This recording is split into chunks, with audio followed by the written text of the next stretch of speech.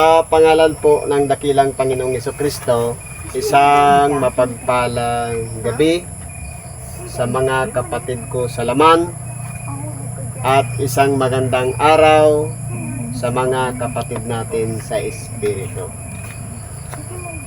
Una po ang ating pagbibigay galang din sa namumuno sa lugar na ito, sa punong barangay at ganun din sa kanyang mga kagawad at ganun din sa kanyang nasasakupan. Isang magandang gabi sa inyo po.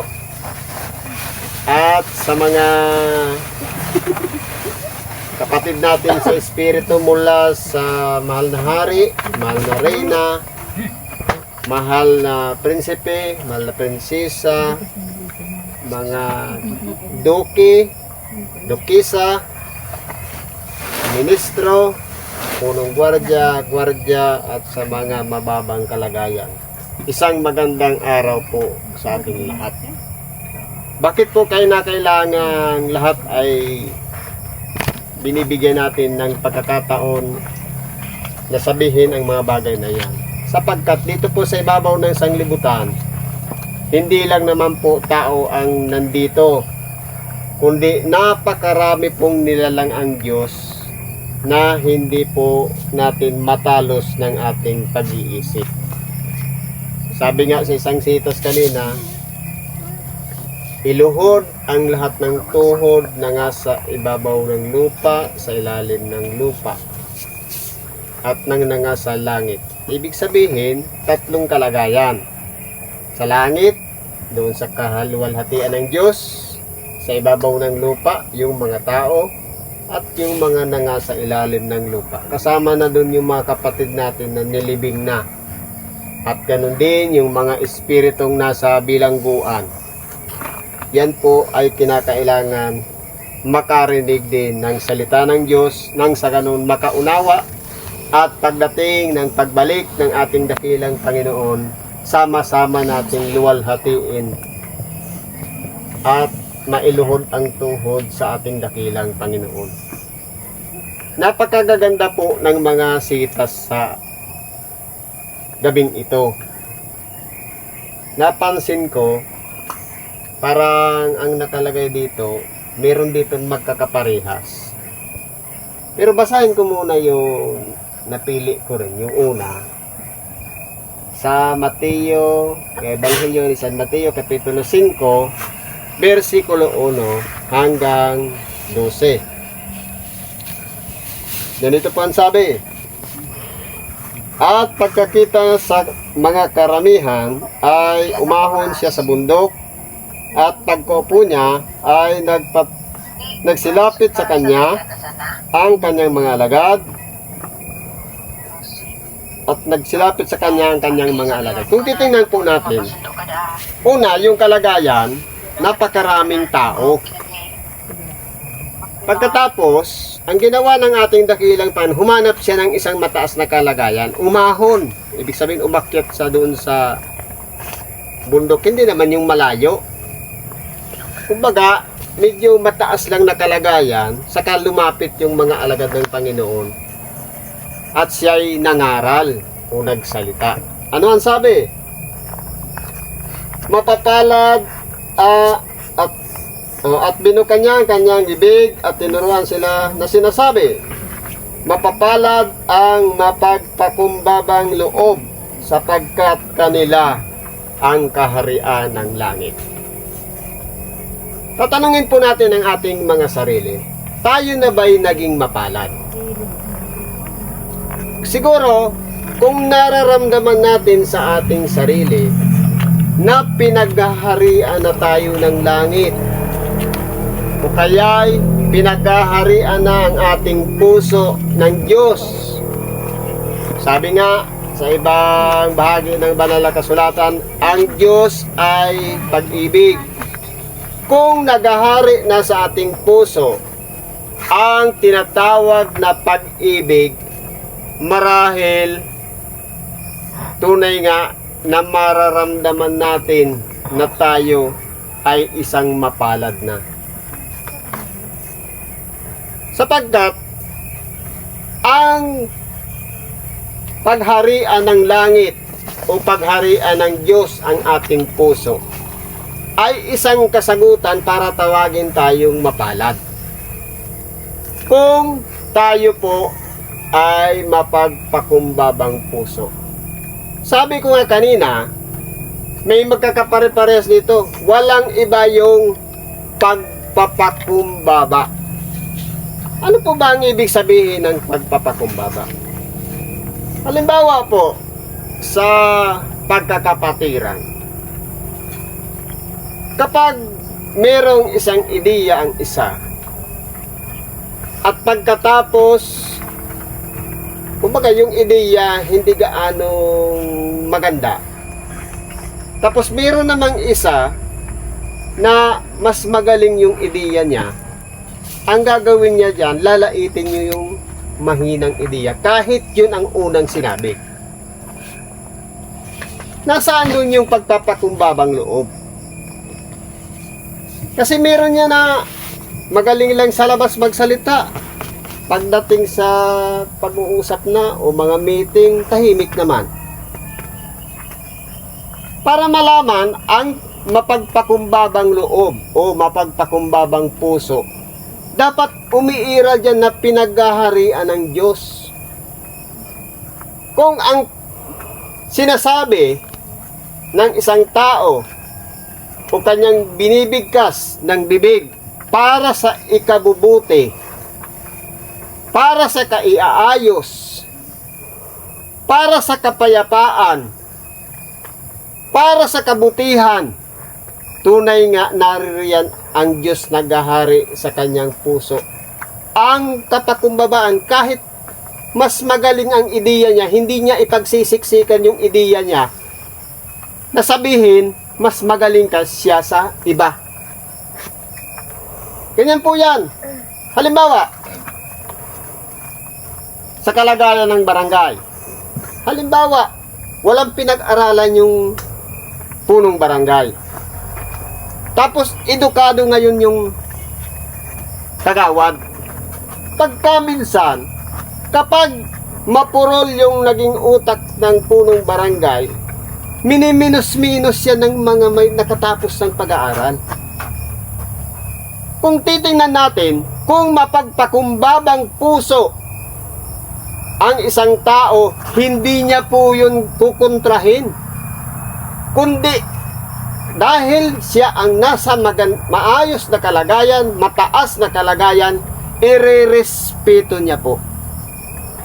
Sa makatuwid, ang may mapagpakumbabang puso ay mayroong respeto o paggalang, lalong-lalo na sa mga kalagayan kung sino ang nasa mataas na kalagayan.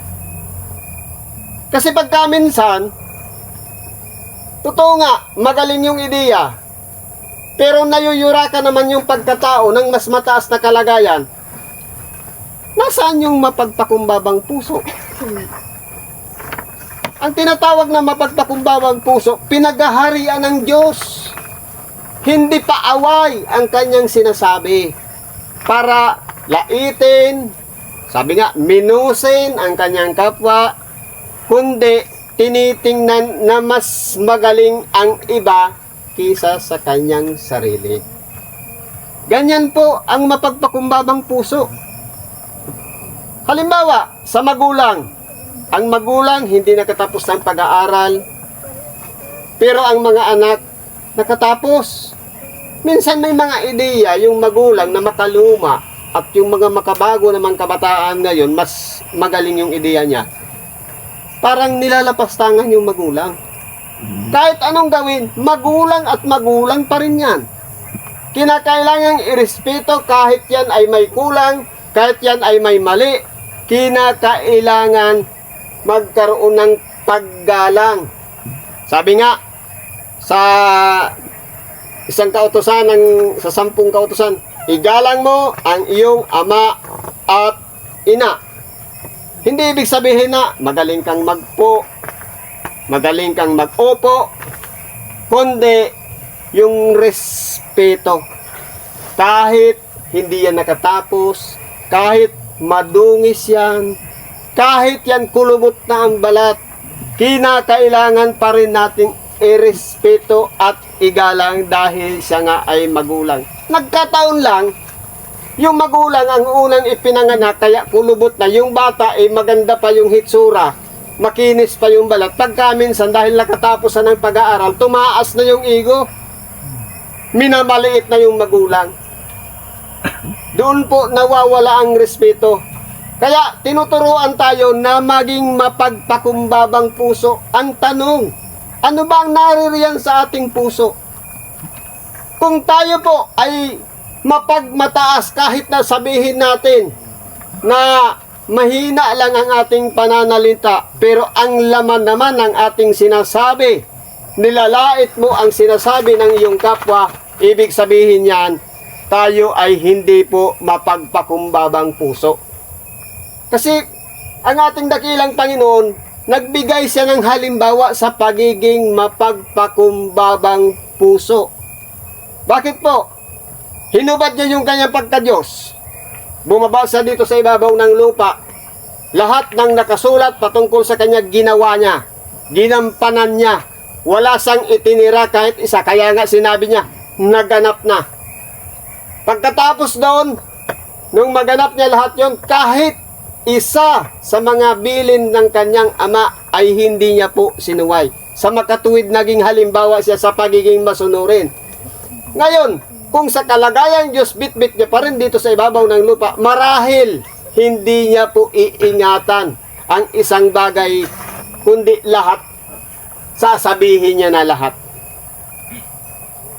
Kahit sa kanyang pagbabalik, hindi ba? Kumapansin natin, lahat ng mga detalye, ng mga pangyayari, bago bumalik ang anak ng tao, sinabi niya lahat. Pero meron siyang tinira. Yung desisyon ng kanyang ama, kung anong oras, kailan siya muling babalik. Pero yung mga warnings, yung mga mangyayari sa huling araw, lahat dinitalye ng ating dakilang Panginoon. Mga kaguluhan, mga lindol, kung ano-anong mga paglalaban ng bansa, laban sa bansa, magiging masuwayo ng mga tao. Pero yung oras ay tanging iniwan niya alang-alang sa kanyang ama. Ganyan po dapat ang maging kalagayan nating mga tao. Bagamat alam natin ang magiging desisyon ng, halimbawa, sa kalagayang tao, alam na natin ang magiging desisyon ng ating ama, itira natin yung bagay na sasabihin ng ating ama bago natin pangunahan. Sapagkat, isa po yun na pagre-respeto, paggalang. Paano malalaman ang pagpapakumbaba kung inuunahan na natin ang ating magulang dahil hindi nakatapos, hindi nakapag-aral, walang alam, kundi kung nariyan ang mapagpakumbabang puso, kinakailangan maingat tayo na ititira natin yung bagay na tanging ang magulang lang ang magsasalita, ang magdidesisyon at hindi dapat nating pangunahan. Ganyan po ang halimbawa ng mapagpakumbabang puso. May itinitira na bagay na paggalang o respeto sa magulang, lalong-lalo na sa mga nakatatanda. Ano pang sabi dito? Mapapalad ang nangahahapi sapagkat sila'y aaliwin. Halimbawa po, tayo'y nangahahapis, tayo'y nagsisitangis, tayo'y nagsisiiyak. Naranasan na ba natin ang mga bagay na yaon? At pagkatapos nung naranasan din natin na tayo'y inaliw? Kung ganon, kung hindi pa natin naranasan na inaliw tayo, bagamat tayo nahapis, hindi po natin masasabing tayo ay isang mapalad. Kapag mayroong nangyaring isang bagay na pag-aliw sa bawat pagtangis natin, sa bawat pag-iyak natin, halimbawa, problemado tayo. Merong, tapos, sa kabila ng problema, wala namang lumapit sa ating kapwa na nagbigay ng payo. O kaya nagkaloob ng isang solusyon o bahagi ng solusyon doon sa problema. O kahit nag-advise man lang. yung nag-aliw. Kung walang nag-aliw, paano natin sasabihin tayo naging mapalad? Marahil sasabihin natin, kinalimutan na ata ako ng Diyos. Dahil, nahapis nga ako pero hindi ko naramdaman ang pag-aliw ng aking kapwa. Marahil, may pagkakamali sa buhay natin kaya ayaw tayong lapitan ng ating kapwa. Siguro, baka mabagsik tayo. Siguro, baka tayo'y mainisin, magagalitin, o kaya hindi tayo marunong makipagkapwa-tao. Kaya kinakailangan po, aralin natin ang ating sarili para tawagin tayong maging mapalad. Lalong-lalo na kung tayo'y nahahapis, dapat unang-una maramdaman natin yung pag-aaliw sa bawat isa sa atin. Ano pang sabi dito?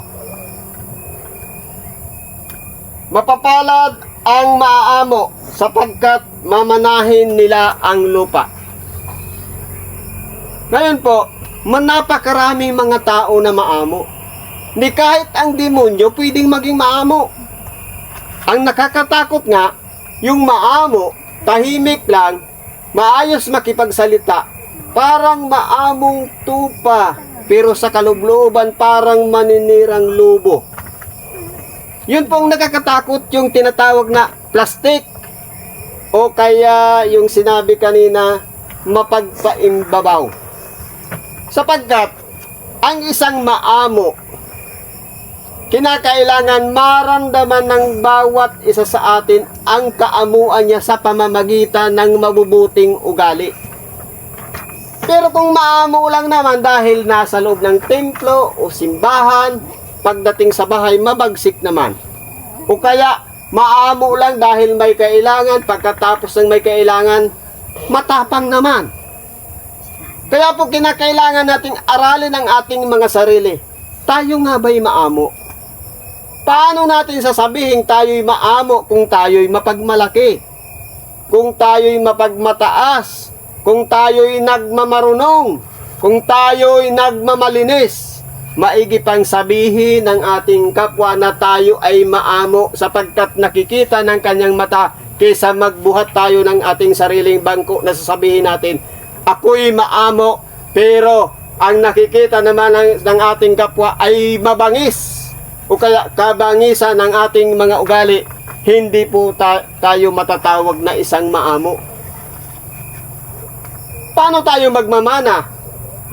Kahit nga sa isang anak, hindi ka pamamanahan kung mabangis ka, palaban sa magulang. Kaya para maging magmana ka ng lupa, halimbawa, dito sa sanlibutan, sa isang magulang, para magmana ka ng lupa o kaya pagkalooban ka ng mana ng iyong magulang, dapat maamo ka, masunurin ka sa magulang. Kung masuwayin sa magulang, malamang hindi ka bigyan. Ganyan po yan. Kaya tatawagin rin tayong mapalad. Kapag naramdaman natin o naranasan natin na tayo kinakalinga ng ating kapwa o minamahal ng ating mga magulang, o kaya kung nararamdaman natin na hindi tayo pinababayaan ng Diyos sa pamamagitan ng mga taong nakapaligid sa atin. Pero ang pagiging maamo, hindi po yan nakikita sa hitsura, kundi sa bawat reaksyon ng bawat isang bagay na ginawa. Maaring siguro maamo lang dahil hindi siya nagsasalita, pero meron naman patago, palihim na salita. Yung bang mabuti sa harap, pagtalikod, sira. Dapat hindi po tayo ganon. Ano pang sabi dito? Mapapalad ang nangagugutom at nangauuhaw sa katwiran sapagkat sila'y bubusugin.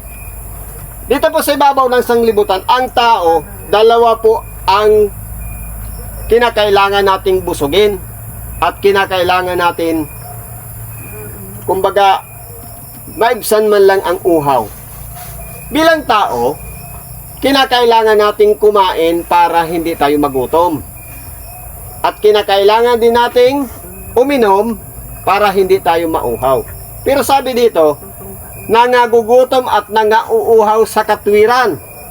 Halimbawa, araw-araw na lang hindi tinatantana ng kapitbahay. Araw-araw na lang puro problema ang dinadala ng anak, ng asawa, o ng kapatid, o ng kung sino man kasama sa buhay.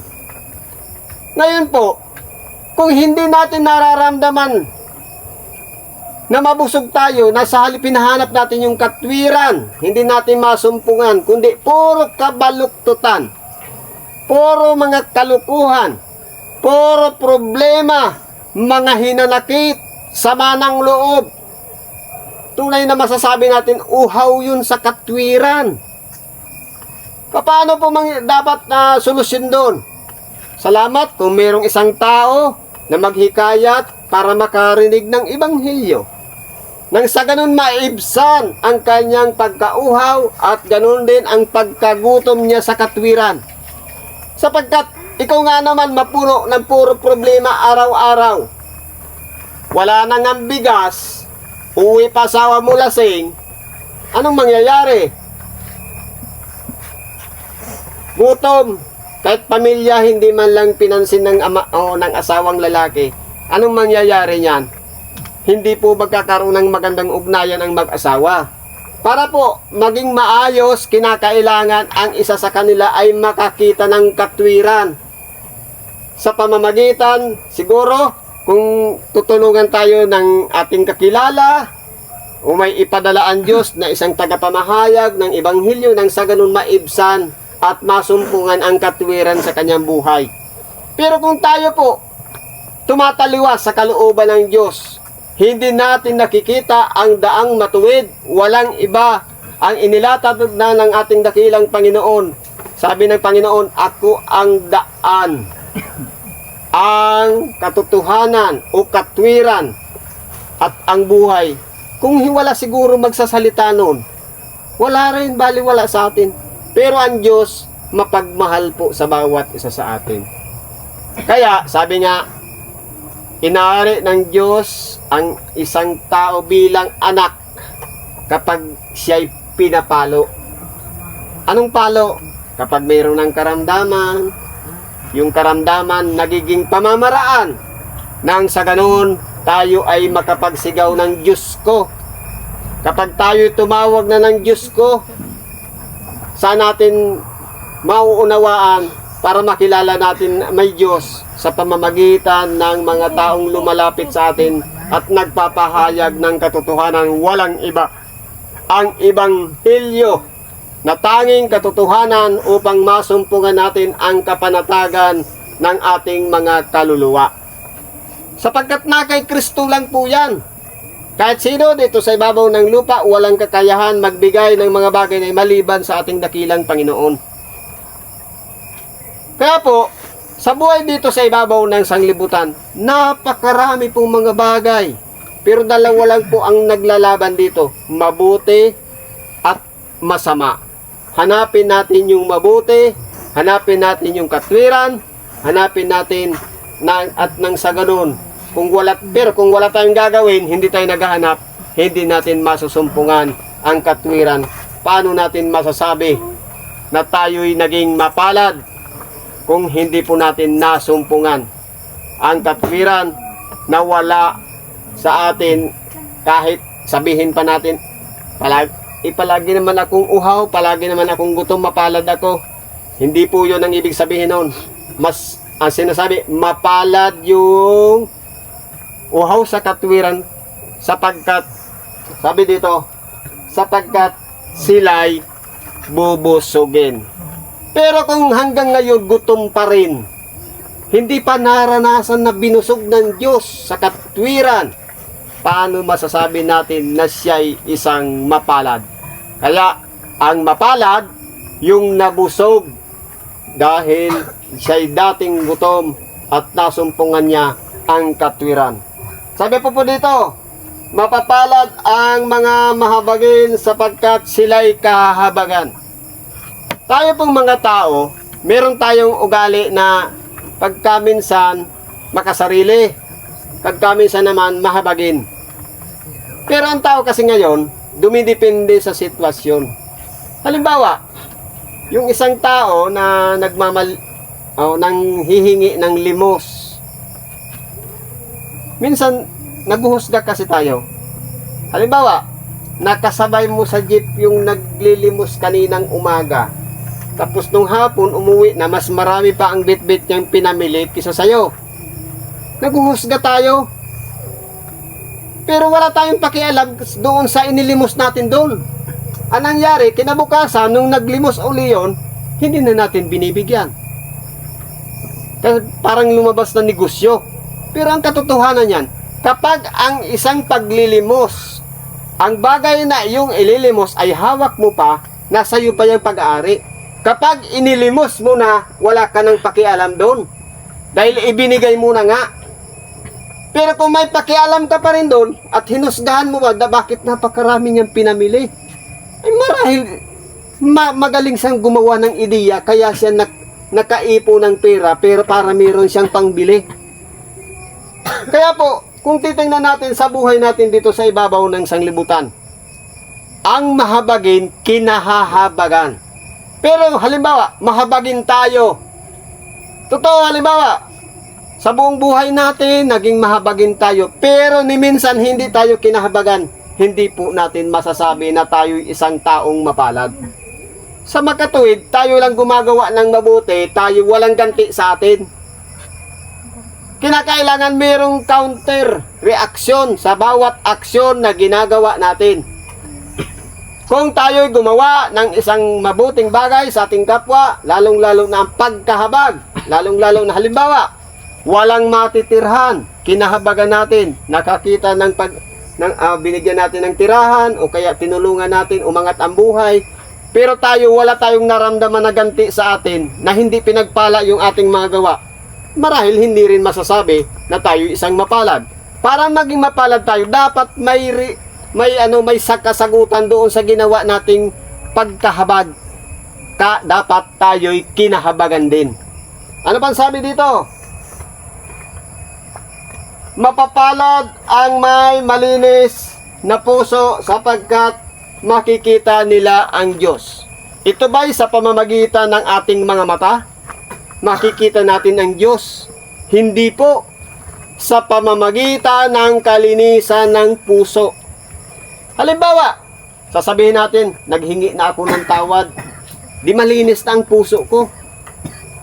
Pero, hindi naman natin naramdaman yung pagmamahal ng Diyos. O kahit maramdaman man lang natin sa ating sarili na tayo'y pinatawad ng Diyos. Kasi ganito po yan. Ang paghingi ng tawad ay isang bagay na gawang mabuti. Pero, paano natin makikita ang Diyos kung hindi natin naramdaman na yung request natin na paghingi ng tawad, merong ipinagkaloob sa atin na kagaanan ng kalooban na tayo'y pinatawad na. Katulad din yan sa kapwa-tao. Pwede kang sumabi sa iyong kapwa, sorry friend. Ang tanong, nag-response ba siya? Oo, okay na tayo.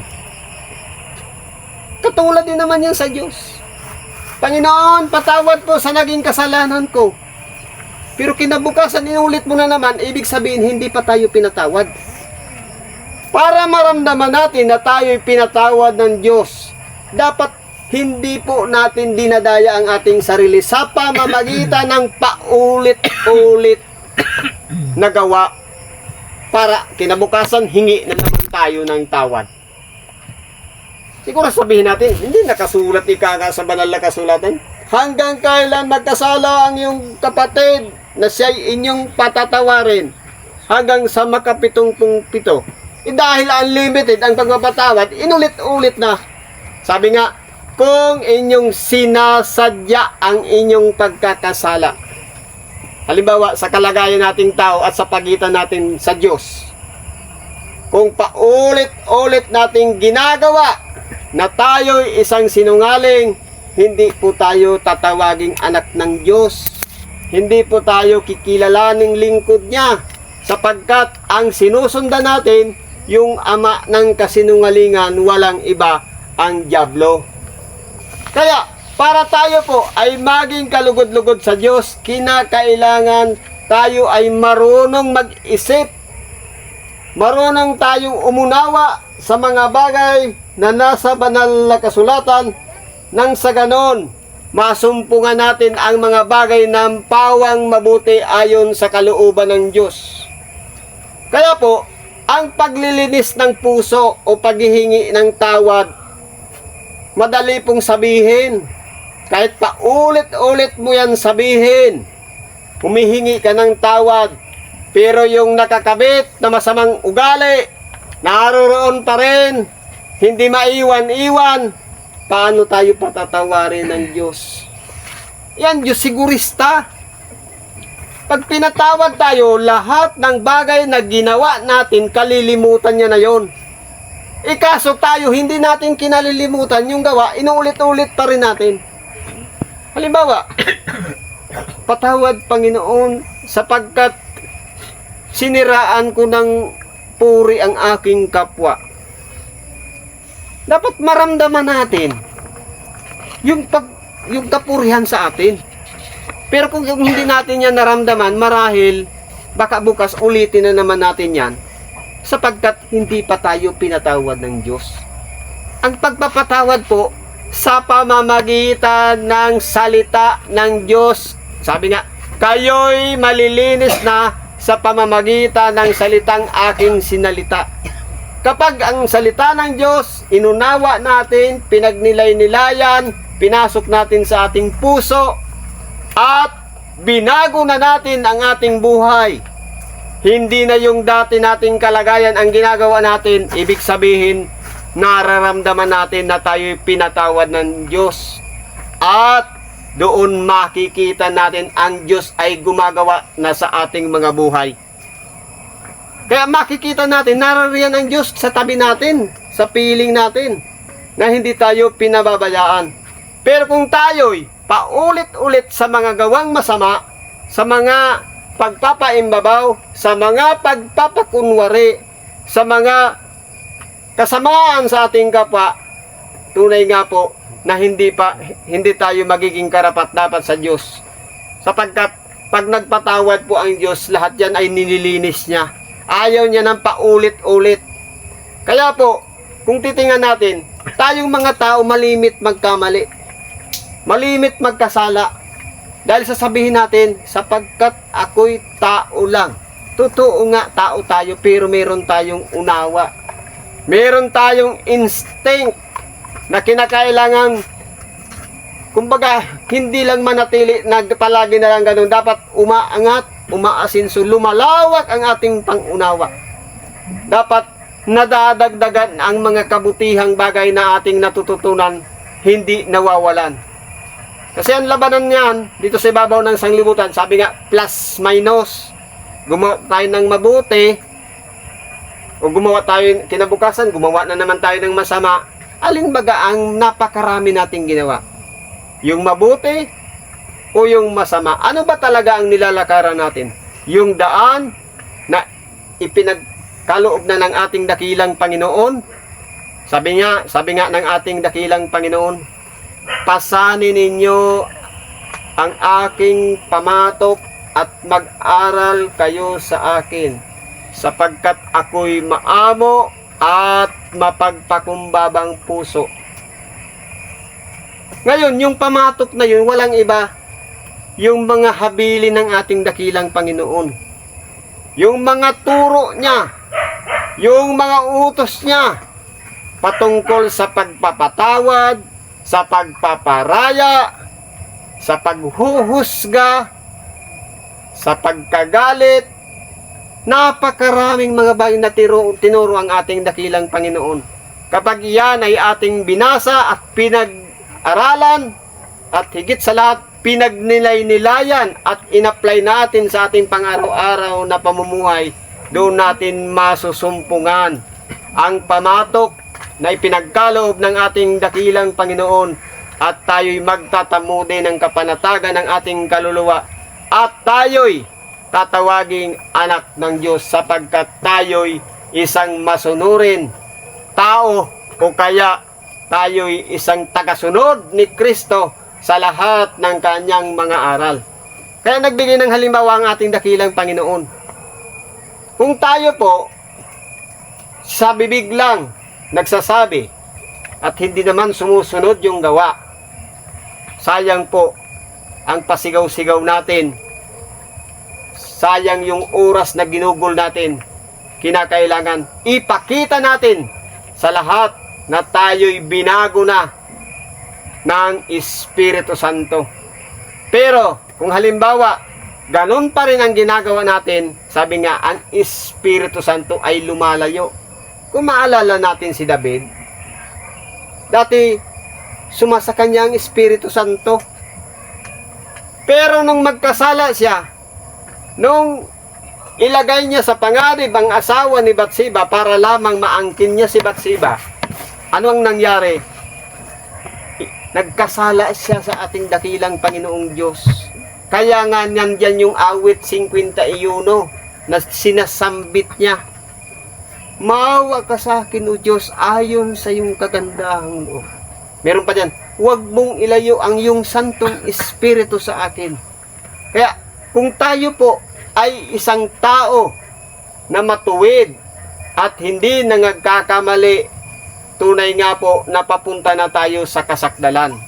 Pero kung tayo'y paulit-ulit pa rin sa dati nating kalagayan, pabalik-balik sa gawang masama, hindi pa po tayo karapat-dapat na tawaging anak, sapagkat ang anak ng Diyos ay sumusunod sa halimbawa na ginawa ng ating dakilang Panginoon na isang masunurin hanggang kamatayan. Pero tayo po, buhay pa, masuwayin na tayo. Kaya habang may panahon pa, ito yung pagkakataon na kinakailangan ayusin na natin ang ating mga sarili, lalong-lalo na yung mga gawa natin, desisyon sa buhay, pagsasalita, at sa paggawa. Ano pang sabi dito? Mapapalad ang mga mapagpayapa sapagkat sila'y tatawaging mga anak ng Diyos. Halimbawa, sasabihin natin, pinatawad na ako ng Diyos. Ang tawag niya na sa akin hindi na alipin, kundi isang anak. Ang tanong, ilagi naman tayong nasa kaguluhan. Minsan, starter pa ng gulo, taga-umpisa ng away. Dapat, kung tayo anak ng Diyos, dapat tayo ay mapagpayapa. Palaging nasa kapayapaan. Kapag may problema ang pamilya, siyang taga-ayos, hindi taga-sulsol. Kapag mayroong mga hinanakit, kinakausap niya, nang sa ganun mawala yung hinakit. Kapag may sama ng loob, inaalam bakit sumama ang loob, sino nag-umpisa, nang sa ganun magkaroon ng kapayapaan ang lahat. Pero kung tayo pinagmumulan ng kaguluhan, sapagkat ang kaguluhan ay kalaban ng kapayapaan, paano natin masasabing tayo'y anak ng Diyos? Kung tayo yung taga-umpisa, o kaya wala tayong pakialam sa mga nagkakagulo na. Para malaman natin na tayo karapat-dapat na tawaging anak ng Diyos, ayaw natin ng kaguluhan. Ayaw natin na, halimbawa, sa magkakapatid, nagtatalo-talo na, nandiyan pa yung isa, susulsul pa, lumala na ng lumala, paano tayo tatawaging anak ng Diyos kung hindi tayo mapagpayapa? Sa makatuwid, may gagawin tayo na taga-ayos ng mga gusot, ng mga gulo, nang sa ganon, magkakaayos ang magkakapatid. Kung tayo ay walang ginawa, paano tayo tatawaging anak ng Diyos?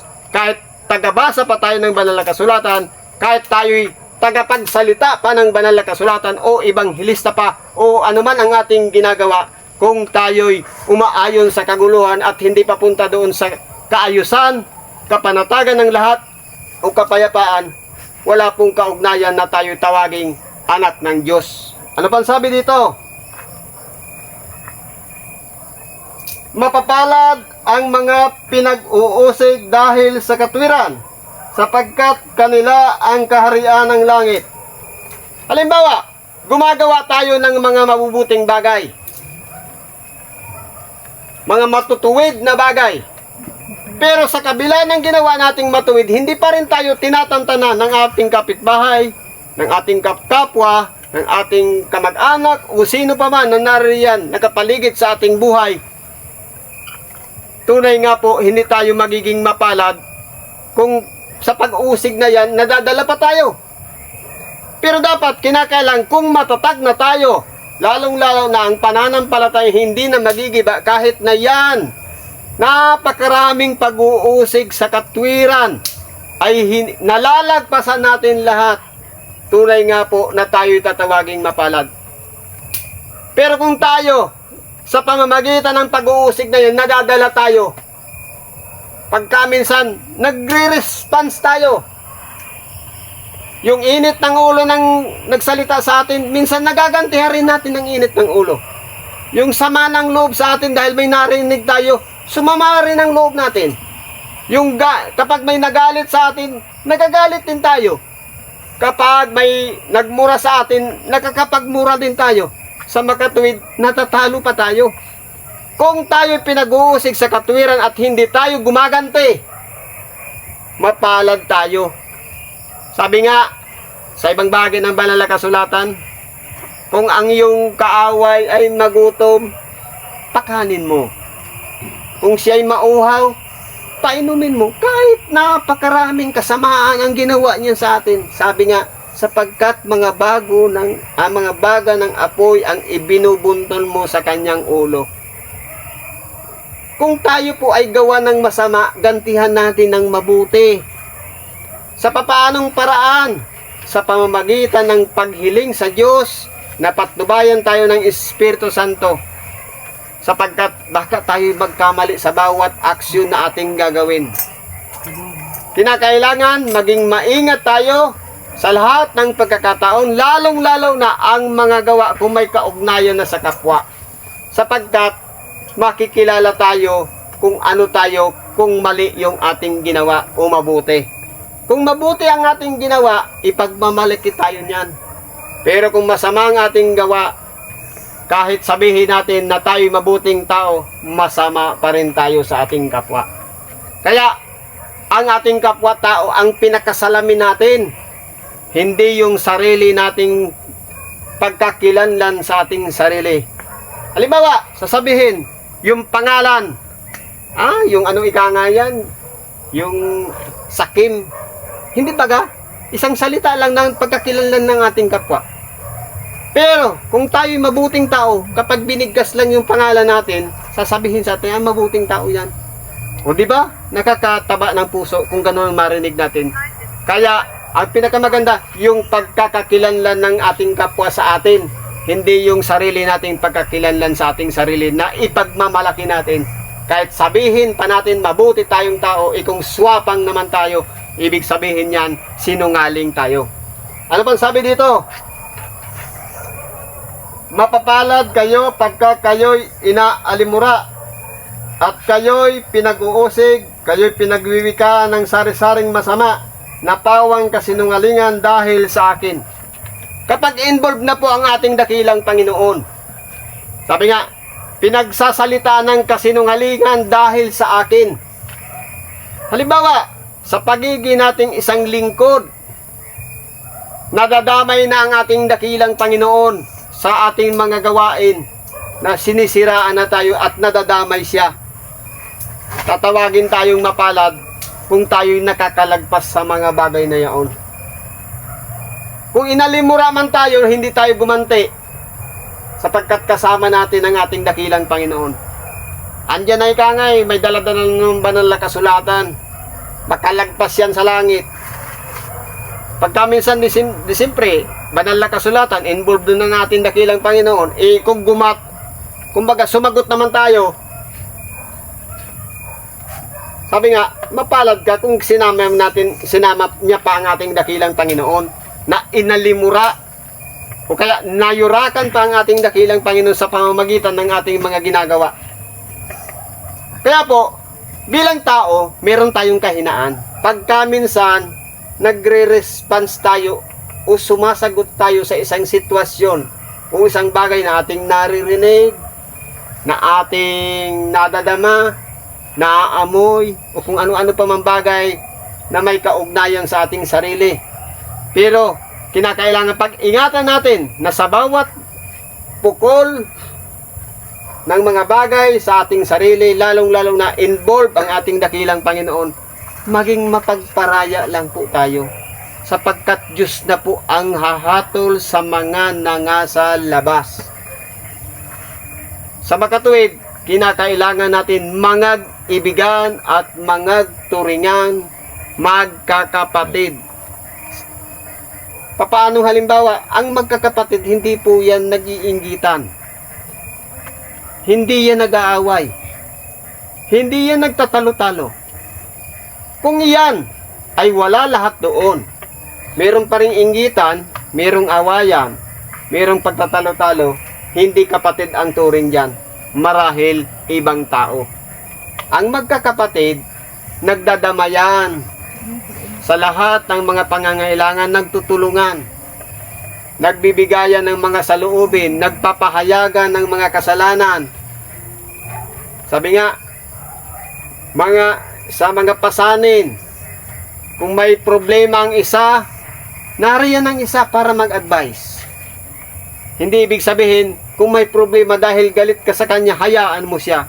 Kundi, kinakailangan maging mapagdamay tayo sa ating kapwa. Lalong-lalo na kapag ang ating kapwa ay nalulugmok na, napapahamak na, napapasama na, nariyan tayo na may wastong pag-iisip para ibalik na muli sila sa dating kalagayan nang sa ganun makalagpas siya doon sa pagsubok na dumating sa kanyang buhay. Pero kung wala tayong pakialam, hindi po natin masasabi na kapatid.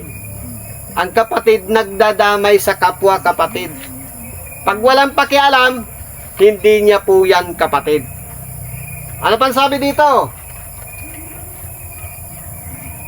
Mga galak kayo at mga sayang totoo, sapagkat malaki ang ganti sa inyo sa langit, sapagkat gayon ang kanilang pagkausig sa mga propeta na nangauna sa inyo.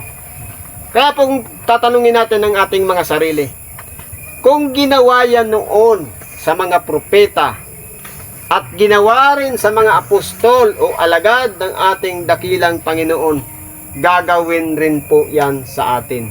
Sapagkat ang Diyos, meron po siyang kalaban.